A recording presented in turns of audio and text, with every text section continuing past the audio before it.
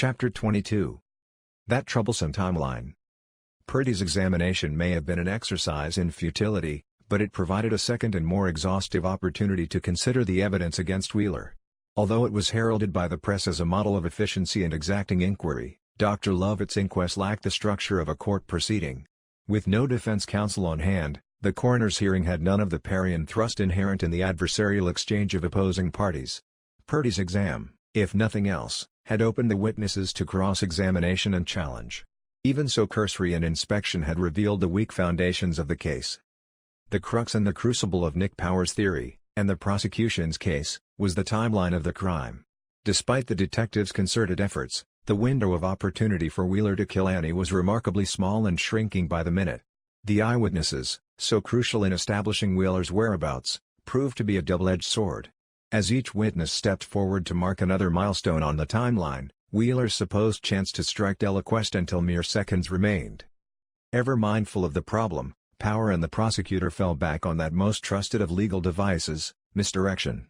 If the evidence could not be trusted to sway the jurors, the Crown would settle for confusing them instead. The secret lay in having the witnesses present their evidence out of sequence, never allowing the jurors, spectators, or press to solidify a minute-by-minute account of the events in question. With artful manipulation, Kopp shuffled and reshuffled the witness roster, ensuring that a coherent chronology of the murder never emerged.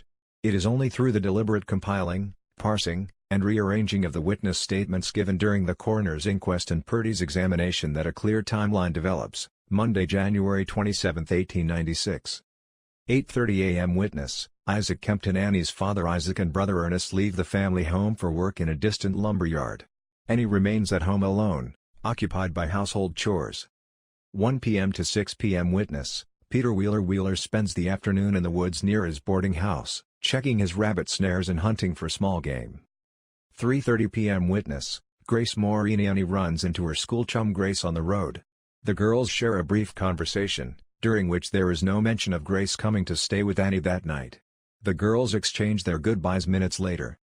4 p.m. Witness, Hardy Benson. Benson sees Annie near town on the Bear River Bridge but does not speak to her. 4 p.m. to 5 p.m. Witnesses, William Rice. Joseph Pick. Annie stops in at William Rice's store to purchase tissue paper to make flowers for an upcoming party at the hotel.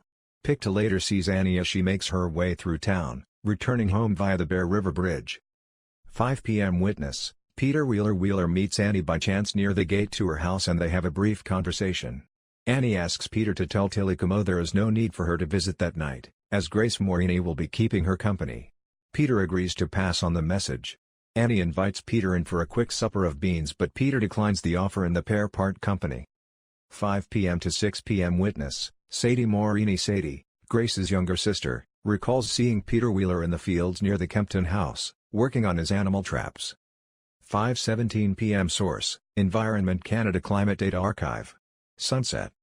5:30 p.m. Witness, Elmer Crabb. Crabb sees Wheeler near the Kempton home. He shouts to Wheeler but receives no reply. When the two men run into each other that evening in town, Crabb asks Wheeler if he was near the Kemptons that afternoon and Wheeler confirms he was there.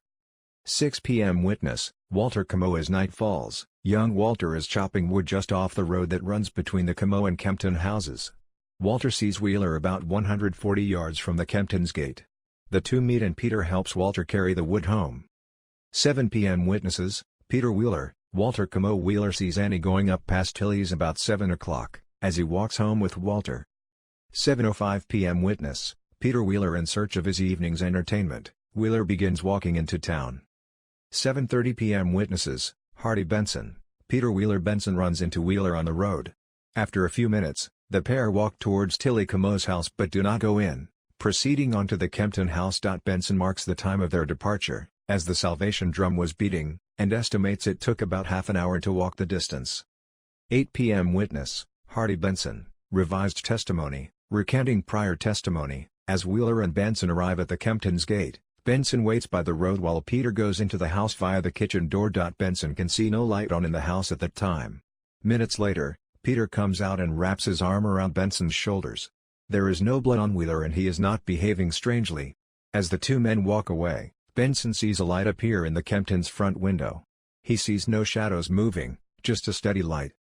8:10 p.m. Witnesses, Hardy Benson, Revised testimony: Tilly Camo, Walter Camo, Hattie Camo, Peter Wheeler Benson and Wheeler go to the Camo residence. Tilly is not home but her son Herbert is, along with his friend, Herbert Rice. 5 minutes later, Tilly's younger son Walter and daughter Hattie come into the house. Peter Wheeler and Hardy Benson go out to the road where they see Tilly Camo on her way home from work. Peter, Hardy, and Tilly then enter the Camo house. 9 p.m. Witness: Hardy Benson leaves the boarding house to return home. Peter Wheeler walks him as far as the gate. Benson says he arrived at his home at roughly 9:15 p.m. Detective Power never confirmed Benson's story nor investigated the teenager's whereabouts that evening. 9:30 p.m. Witnesses: Tilly Camo, Walter Camo, Hattie Camo, Peter Wheeler. The residents of the Camo household turn in for the night. All are adamant that Wheeler never left the house and all are certain they would have heard him had he tried to leave. 11 p.m. Witness: John Brooks. From his house across the road, Brooks recalls seeing a lamp burning in the Kempton house. He stated that the blinds were not drawn. Tuesday, January 28, 1896. 2:30 a.m. to 3 a.m. Witness: Peter Wheeler is awakened by the sound of 3 men shouting, cursing, and laughing as they walk along the road that leads from Tilly's boarding house to the Kemptons. Although Wheeler is able to describe the men, he does not recognize them. 3 a.m. Witness: John Brooks. As Brooks gets up to attend to his sick son, he spies a lamp burning dimly in the window at the Kempton house. 8 a.m. Witnesses: Tilly Camo, Peter Wheeler. Tilly sends Peter to the Kemptons to buy milk. Peter enters the home and finds Annie lying in a pool of blood in the sitting room. He kneels beside her, checks for a pulse, and then covers her with her father's coat. Wheeler searches the house, suspecting the killer might still be inside. Finding no one, he runs to the neighbors and raises the alarm.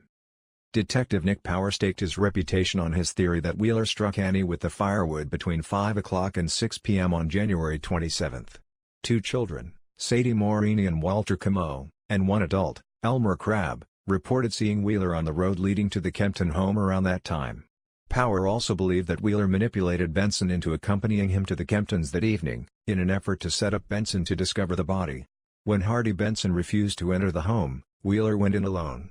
Shocked to find Annie was still breathing, Wheeler grabbed some knives from the kitchen and proceeded to slash Annie's throat 3 times. Wheeler, drenched in his victim's blood, fumbled about the scene, leaving a trail of bloody hand and footprints throughout the home. Power further claimed that Wheeler paused to enjoy a jar of preserves, leaving a set of bloody handprints on the spoon and jar.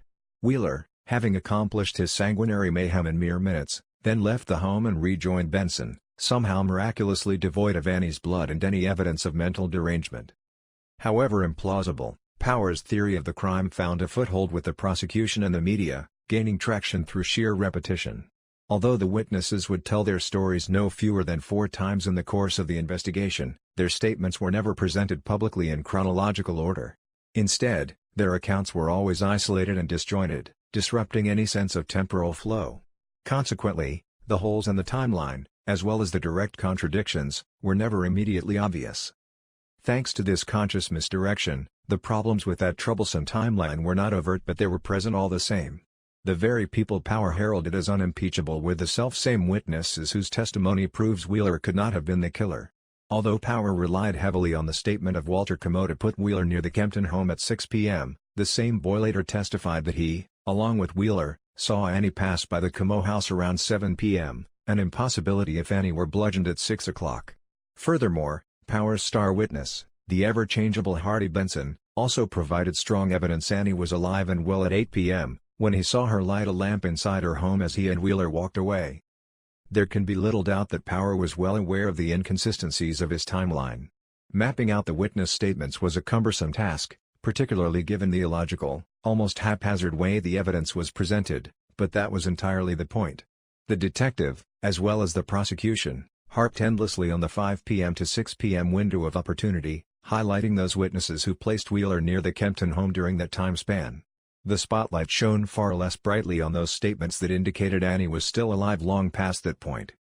Even allowing considerable leeway on time estimates, a necessity in an age before wristwatches and ubiquitous household clocks, the timeline provided by the witnesses exonerates Peter Wheeler. Annie was very much alive when he and Benson left the Kempton house and Wheeler was never alone thereafter.